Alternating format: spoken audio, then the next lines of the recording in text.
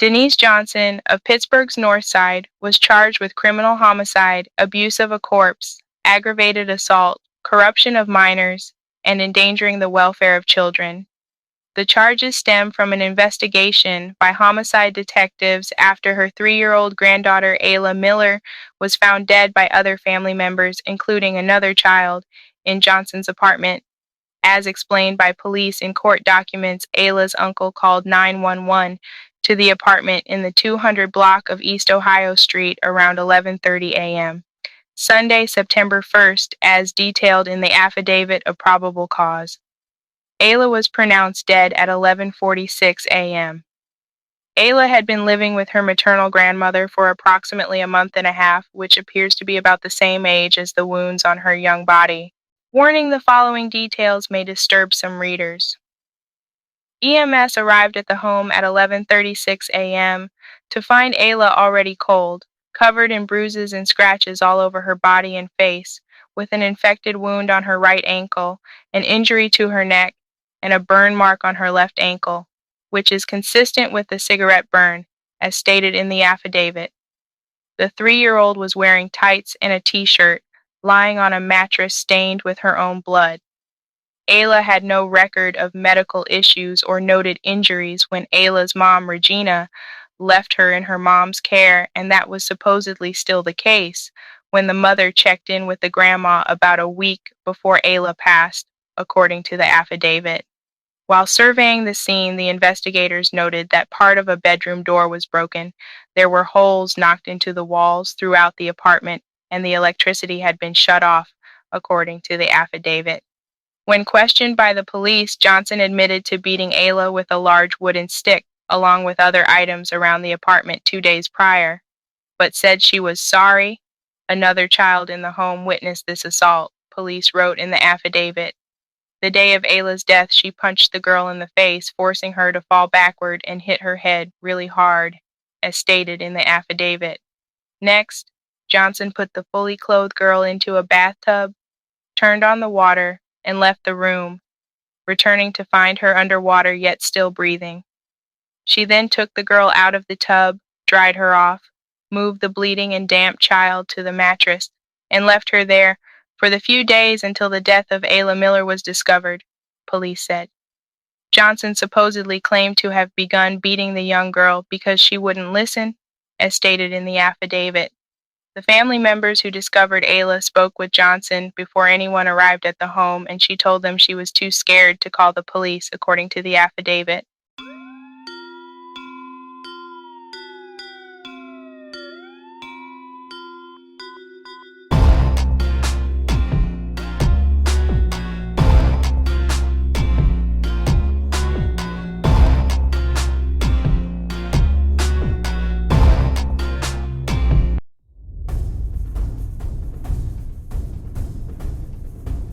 A Michigan mother and son were gunned down, one fatally, after an argument turned violent in Detroit.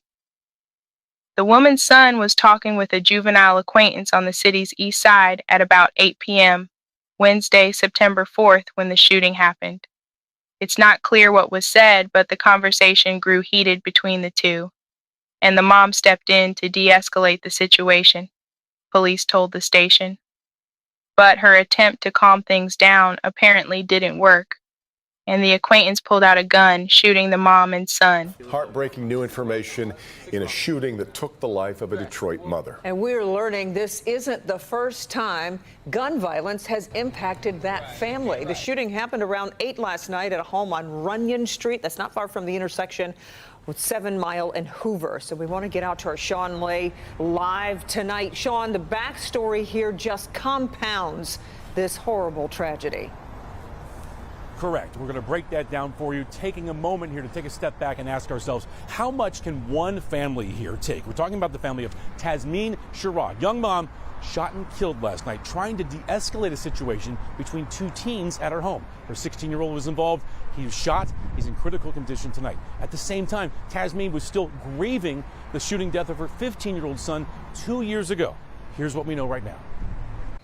two males are in the middle of the street laying shot. Confirmed, two male shot. No, the ETA on that. Detroit Police Radio allowing us to hear the urgency last night on Runyon on Detroit's east side just after 8 last evening. Shots fired, people down in the street. Medics are 3 to 5 minutes out. Today, we're digging into exactly what happened. Sources telling us that a mother and her 16-year-old son were arguing inside the home. Sources say the teen took out a handgun and put it on a dresser. Another teen walked by and grabbed the gun.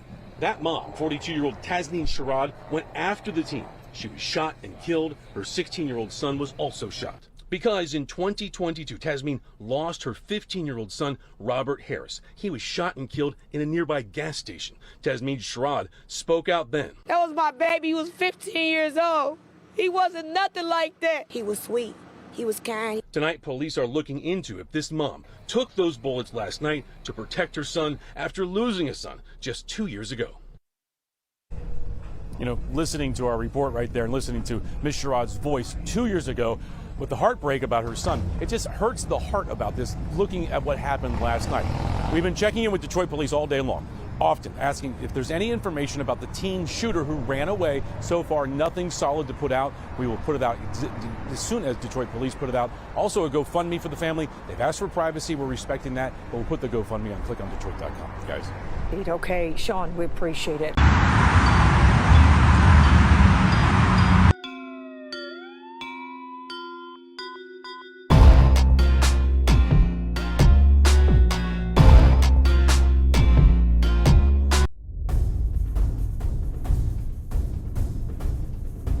Memphis police arrested and charged a woman accused of neglecting her bedridden mother. On August 16th, officers responded to a call from Adult Protective Services regarding a 74-year-old woman and her caregiver, Tundra Knox. MPD says Knox neglected to regularly change her mother, allowing her to sit in her own waste, which caused bed sores and infestation of roaches and maggots. Knox is now facing charges for aggravated neglect of an elderly person. The Memphis Police Department has arrested and charged a woman accused of neglecting her bedridden mother. On August 16th, officers responded to a call from Adult Protective Services regarding a 74-year-old woman and her caregiver. According to the affidavit, the suspect, Tundra Knox, was the caregiver for her mother, who is elderly and bedridden. MPD says that Knox neglected to regularly change her mother, allowing her to sit in her own waste, which caused bed sores and an infestation of roaches and maggots. Knox admitted to officers that she failed to provide her mother with proper care. She was taken into custody and is now facing charges for aggravated neglect of an elderly person.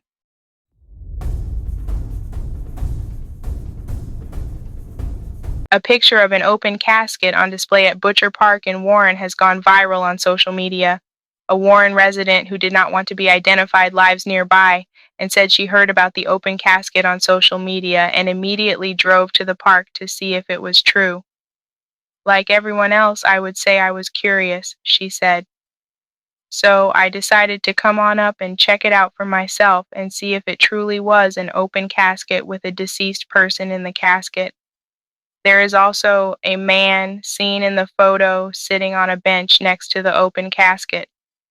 She said he was there when she arrived at the park, so she approached him to ask what was happening.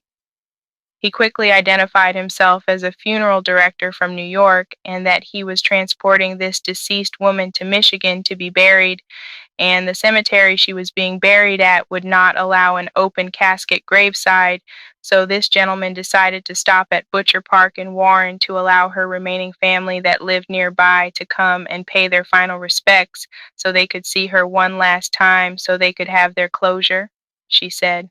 Police spoke with the funeral director and learned that the body of a 97-year-old Warren woman who had died in New York was being transported to the Mount Olivet Cemetery in Detroit.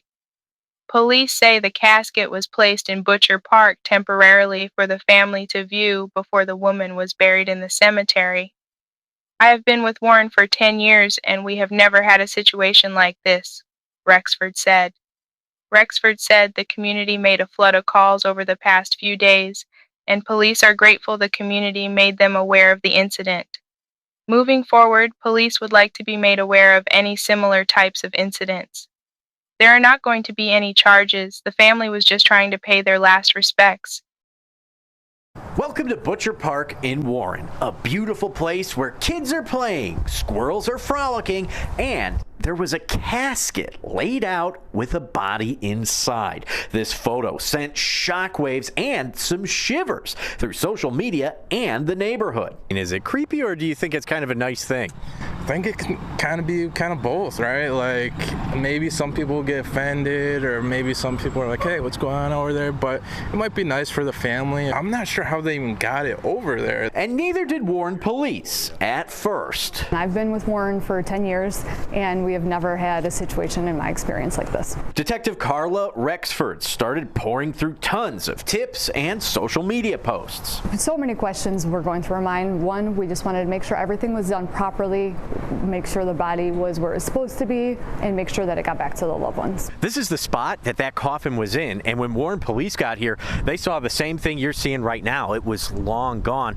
but there were tracks consistent with a gurney that a coffin might be wheeled in on. Detective Rexford started calling funeral homes. We were thankful to find out that it truly was just the family paying their respects. Turns out a long-time Warren resident had spent their final days in New York. The funeral procession stopped briefly at Butcher Park so nearby family could say goodbye before heading to a cemetery in Detroit. That's cool with me, but sorry to the family, but yeah, it was very interesting to see, to say the least. But just to prevent any further issues and make sure everything is done properly, we do request that City Hall and the police department is contacted. That way, everyone's in the know and can be at peace. In Warren, Scott Walczek, Fox 2 News.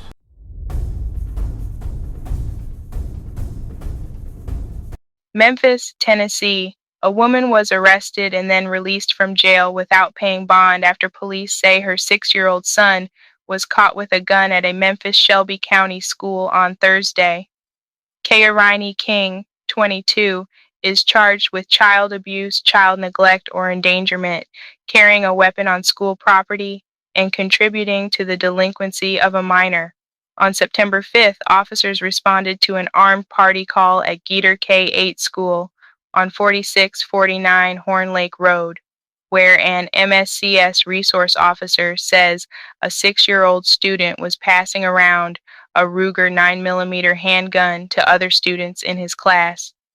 MPD says a school staff member took the handgun after finding it in the student's backpack.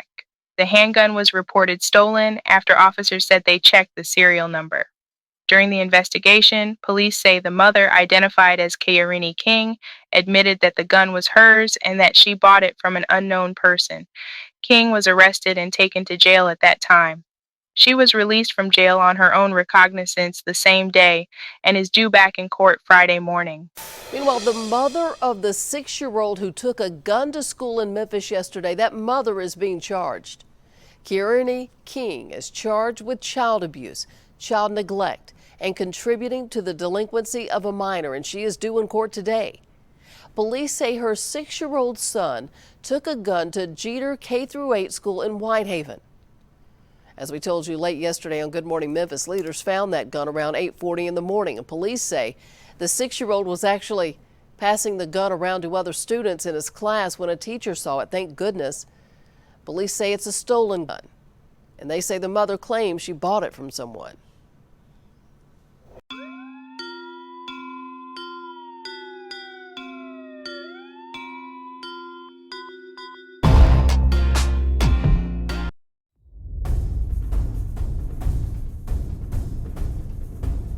A Miami Gardens mother is facing serious charges after a disturbing video allegedly showing her beating her 3-year-old daughter with a clothes hanger surfaced. The woman, identified as 25-year-old Aaliyah Chantrell Herring, was arrested on Monday and is now charged with 2 counts of child abuse. The incident reportedly took place during a FaceTime call between Herring and her ex-partner, David Jones, who is also the child's father. As the conversation escalated, Jones began screen recording the call, capturing the horrifying moment. In the video, Herring appears to be holding a clothes hanger while making chilling threats toward her daughter. Since you don't want to handle your own kid, guess what? I'll eliminate her my damn self. How about that? She is heard saying. At another point, she adds, still don't want to shut up? That's fine. Y'all gonna watch me kill your kid? How about that? Miami Gardens police described the video as showing a woman repeatedly beating a young child. According to reports, Herring allegedly used the clothes hanger to whip the toddler. An arrest report revealed that Herring claimed she was disciplining her daughter for throwing a TV remote at her. However, after the video began circulating, Herring asserted that the footage was fake and created using artificial intelligence by her ex-partner, insisting that the woman in the video was not her. Herring is currently being held at Miami-Dade's Turner Guilford Knight Correctional Center on a $7,500 bond. A Miami Gardens mother was caught on camera beating her 3-year-old little girl with a hanger. Records show the mother explained the beating was her way of disciplining the child. NBC6 reporter Christian Colon joins us from court. And a warning, the video in this story is disturbing. Get up! Oh, you can't get up now, huh? You can't get up now, huh? Shut up! A 3-year-old toddler is heard weeping as her mother, police say, screams and whips her with a hanger. Still don't want to shut up? That's fine. I'm gonna watch you. Y'all gonna watch me kill y'all kid. How about that? In this video, 25-year-old Aliyah Herring is heard arguing on a FaceTime call with her baby's father, David Jones. Blowing up my phone, asking me to come pick up Ashanti. Then she started sending me pictures on Messenger saying that she had it. She's saying I'm making excuses. I'm not picking up Ashanti. I'm not caring for her. I'm not acting like the father that I was supposed to be. Jones tells NBC6 they are broken up and he has supervised visits with the toddler. Herring wanted him to pick his daughter up, but the conversation turned violent and Jones started recording. Since y'all don't want to handle y'all own kid, guess what? I'll eliminate her my damn self. Police say Herring repeatedly struck the baby and threatened to kill her. Literally just went off on Ashanti saying that no one that if I'm not gonna take care of her, then she might as well just be dead. Herring was arrested and told investigators she was just disciplining the victim for throwing a remote at her. But then she denied being in the video, claiming her ex used artificial intelligence against her. I understand, but Your Honor. Yes, ma'am. I know you said AI created all of this in that video. It wasn't you. Which would be a really interesting defense if it were true. And the baby is currently with the defendant's stepmother. Police say that she has no visible injuries. We're also learning that DCF is investigating this case. As for the defendant herself, she could get out of jail but was ordered to stay away from her toddler. In Miami, Christian Colon, NBC6 News.